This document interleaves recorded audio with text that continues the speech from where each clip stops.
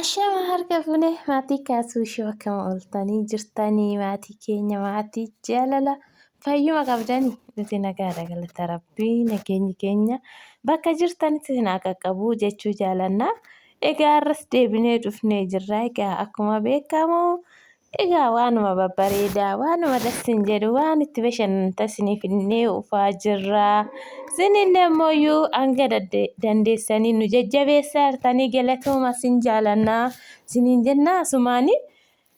Egaa har'a immoo maal qabannee dhufne egaa erga yeroo hundaa mana lafa warii maaliif finnee ofnaarra immoo misoomatti baanee aniif kaasuuni jechuudha. Argaa akkuma jirtan kinoo misoomatti baanee qonna hin qonnee hin facaasnee maal jennee amma kinoo inni ga'e jennaan dinnicha kutkaatoo deemnee jechuudha baadiyyaa. Ifama wajjin jalqaba kassaniin jedhu kaameraamaanii keenya yeroo nu waraabu haaraa waan ta'eef kaameraa sirreessee nu waraabne dhaabbataan nu waraabee jechuudha. Osiniin jedhu immoo ciisee waraabaa jechuun barbaadina.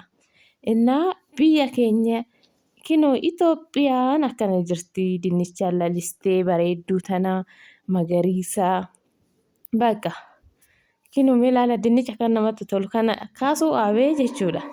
Sinaa nyaachisu nuun jedha nu eebbisaa sinaa nyaachisu sinii barakatu jedha hangeenya garuu gaafa geettus. Innaa kaasuu fi annatu kotokkotaa wal jechuudha. Kotokkotaa san hin beektu mitiire ijoolleen baadiyyaa sirriitti beektu jechuudha. Dinnicha kotokkotaa oollee booda immoo erga kotokkotamee ka'e immoo qotiyyoo keessa deemamee namachiifamaa hin baaqamamoo namachiifamaa saluma lamaan jechuudha. Inni namachiifama jechuudha qotiyyoo boo'iin isaa bishaan akka jidduu yaa'uu fi kinoo qotiyyoo kaasuullee qotiyyoo isaa madatee ani immoo cinaatti jechuudha.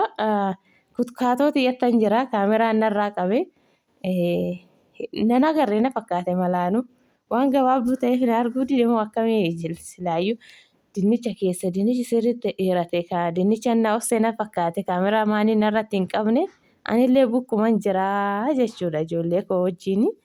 Asii miti immoo osiniin jedhu asallaa miti beekaka biyya deemneti xiijoo warri beektanii.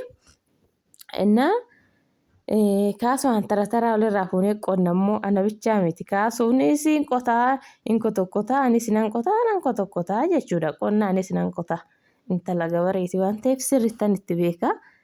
Inni akkasii dinnichi kinoo akkana ture Itoophiyaan akkanatti lallisaa jirti. Mootummaan duraan dinnicha hogganma dinnichi immoo biyya arabaa deema ijoolleen teenya achitti nyaatti sirriitti facaasaa jedhee eeyyamamee jira bara kana bara 2018. Inni akkanaaf amma dinnicha baay'ee isin oomishaa irraa biyya alaa deemaa jedhamee jira. Wayne isaan keenya arbashaa jirannaa kanaaf amma har'aa fi baadiyyaa jirra baadiyyaa gallee jirra. Egaa hin humna waan baay'ee qabannee isinii dhufna baadiyyaa jirraa jechuudha. Dinnicha bira jirra. Har'uma deebinee galla immoo yookiin kotokkonnee galla kanaaf immoo guyyaa biraatti deebinaa jechuudha. Innaa sanirraa kanaaf viidiyoo keenya laayik sabskiraayib godhaayi. Sin jaalannaa baay'ee sin jaalannaa baay'een keessan raada goromsaa nuuf fidi walleexuu raada goromsaa barbaannaa kan waan hundaa qabdu jettanii isiniif fidaa mana kaartaa filaanii jettanii garuu yoo finne bitattanii baay'een keessan garuu isiniif finne rakkoon qabu sunummaan nu jajjabeessaa laayikii godhaa. Laayikii godhaa nu jajjabeessa waan sin barbaadda isiniif finna yoo isinii ta'een bitattoo isiniin taane immoo niistuu rakkoon qabu filannoon keessanii.